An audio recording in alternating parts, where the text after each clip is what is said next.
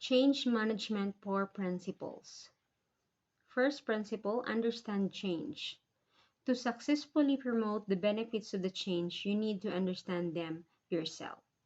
For change to be effective, you need to understand the in and outs of the change.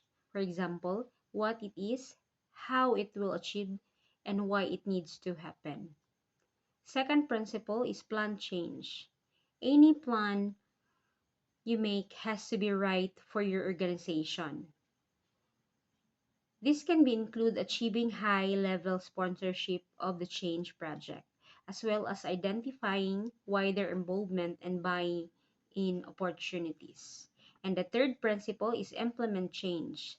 So how exactly are you going to make change happen? When you come to carry out your plan, you need to ensure that everyone involved knows what they're doing. This may encompass addressing training needs, appointing change agents, providing support for people across the organization, and setting specific success criteria. And the fourth principles is communicate change.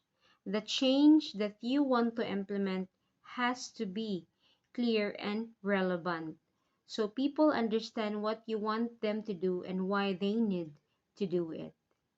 Everyone needs to know why the change is happening, feel positive about it, and understand how they can achieve success.